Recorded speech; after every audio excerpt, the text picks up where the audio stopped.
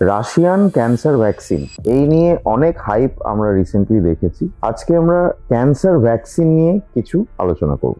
প্রথমে বলে রাখি, ভ্যাকসিন দু রকমের হয়, একটা হচ্ছে প্রিভেন্টিভ ভ্যাকসিন, আরেকটা হচ্ছে থেরাপিউটিক ভ্যাকসিন। প্রিভেন্টিভ ভ্যাকসিন মানে যেটা আমরা সবাই জানি, যে ধরুন হেপাটাইটিস প্রিভেন্ট করার জন্য বা এইচপিভি প্রিভেন্ট করার জন্য বা বাচ্চাদের যে ভ্যাকসিন দেওয়া হয় ডিপিটি, মামস, মিজলস, এগুলো দেওয়ার উদ্দেশ্য হচ্ছে যে কোনো একটি স্পেসিফিক রোগকে হওয়া থেকে আটকানো বা তার হওয়ার চান্সটা কমানো। এটা হচ্ছে প্রিভেন্টিভ ভ্যাকসিন।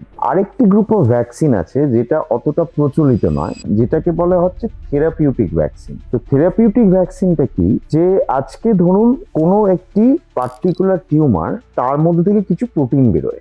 এবার সেই প্রোটিনগুলো ইঞ্জিনিয়ার করে এমনভাবে আমাদের শরীরের ইমিউন সেলগুলোর সামনে প্রেজেন্ট করা যায় যে তারা সেগুলোকে একটা ফরেন অবজেক্ট হিসেবে দেখে এবং তার এগেইনস্টে একটা ইমিউন রেসপন্স শুরু করে। এবার যেই তারা সেই পার্টিকুলার অ্যান্টিজেনের এগেইনস্টে একটা ইমিউন রেসপন্স শুরু করে, তাতে যেটা হয় যে যেই জায়গায় ক্যান্সার সেল আছে, যাদের গায়ে ওই পার্টিকুলার অ্যান্টিজেনগুলো রয়েছে, এই ইমিউন সেলগুলো সেইগুলোকে আইডেন্টিফাই করে এবং মারতে শুরু করে। তো এইটা হচ্ছে মোটামুটি একটা রাফ আইডিয়া যে কিভাবে ক্যান্সার ভ্যাকসিন ইউটিলাইজ করা যায় ফর থেরাপিউটিক পারপাস।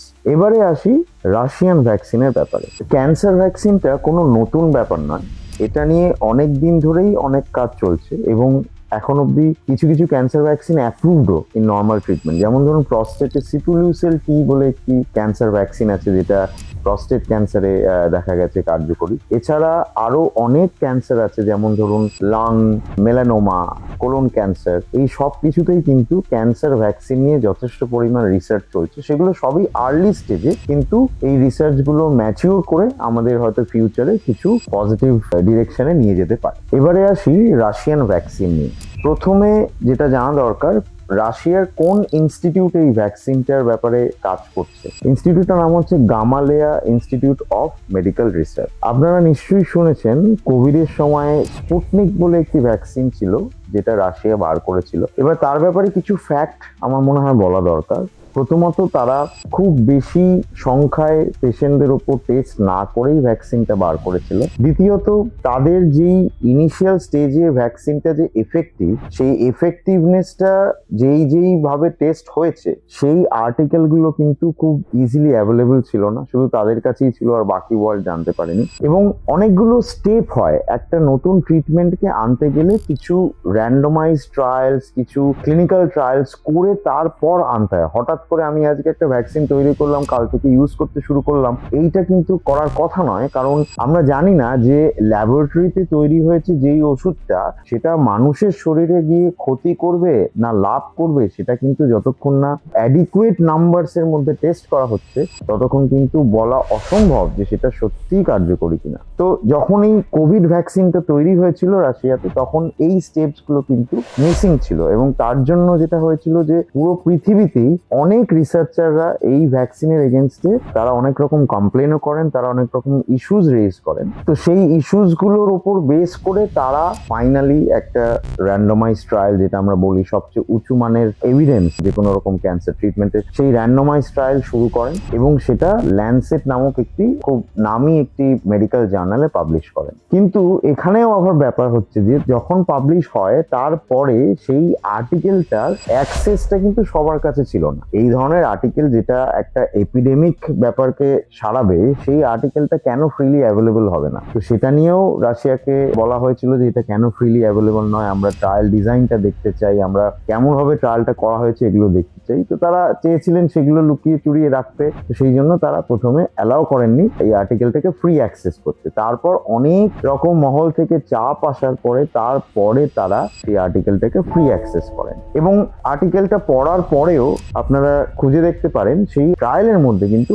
অনেক রকম লুপ হোলস ছিল, যেই লুপ হোলস গুলো রাশিয়া ঠিক করে এক্সপ্লেন করতে পারেনি। তো আমার বক্তব্য এটাই যে যেই দেশ বা যেই ইনস্টিটিউট এরকম ভাবে ওষুধ মার্কেটে নিয়ে আসে, প্রপার রিসার্চ করে বা না করে, বা করলেও সেটা ঠিকভাবে লার্নেড কমিউনিটির কাছে পেশ না করে বা প্রপার স্টেপসগুলো ফলো না করে হঠাৎ করে এরকম একটা ট্রিটমেন্ট নিয়ে আসে, সেই ট্রিটমেন্টটা আপনার জন্য কতটা লাভজনক বা কতটা ক্ষতিকারক সেটা কিন্তু আপনাকেই যাচাই করতে হবে। একটা জিনিস মানবেন, রাশিয়া কিন্তু ক্যান্সার রিসার্চের ক্ষেত্রে কোনো ফ্রন্টেই কোনোদিনই এগিয়ে ছিল না। আজকে হাইপ তৈরি করাটা খুব সোজা। আজকে যদি কেউ একজন বলে যে আমি অমুক একটা ক্যান্সারের কিওর বার করে ফেলেছি, সে হয়তো প্রচুর হাইপে ভাইরাল হয়ে সে একটা বিশাল ব্যাপার হবে, কিন্তু একটু বোঝার চেষ্টা করুন যে সত্যি তার পিছনে সায়েন্টিফিক এভিডেন্স আছে কিনা। আজকে যদি ব্রেক থ্রু হয়, সেটা আমি মনে করি যেই সব দেশ যারা ক্যান্সার রিসার্চ নিয়ে আরো অনেক এগিয়ে আছে, অনেক পরিমাণ টাকা খরচা হচ্ছে রিসার্চ করতে গিয়ে, সেই সব দেশ থেকে এরকম ব্রেক থ্রু রিসার্চ আসার সম্ভাবনা অনেক বেশি দেন রাশিয়া, যাদের অর্ধেক কাজকর্মই কিন্তু আমরা ঠিকঠাক করে জানতে পারি না। কাজেই যদি এরকম কোনো ক্যান্সার ভ্যাকসিন বেরোয়ও, কয়েকটা প্রশ্ন নিজেই করুন। যাদের ভ্যাকসিনের হিস্ট্রিটা এরকম যে প্রথম দিকে কিভাবে করলাম ভ্যাকসিনটা সেটাই আমরা ঠিক করে পাবলিকলি বলতে পারছি না, এবং এটাও আমরা পাবলিকলি বলছি না যে এই যে ভ্যাকসিনটা যেটা আমরা বানানোর চেষ্টা করছি সেটায় কোন অ্যান্টিজেন ইউজ হচ্ছে, কোন প্রোটিন ইউজ হচ্ছে।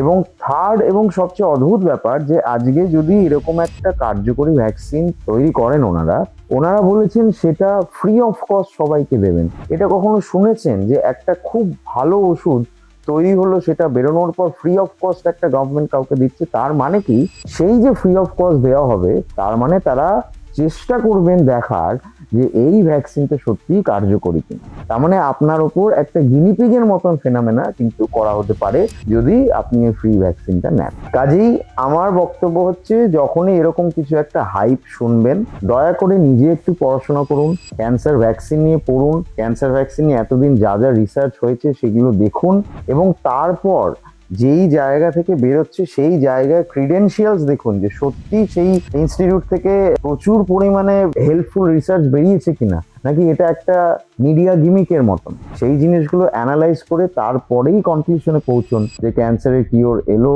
না আসেনি। ধন্যবাদ।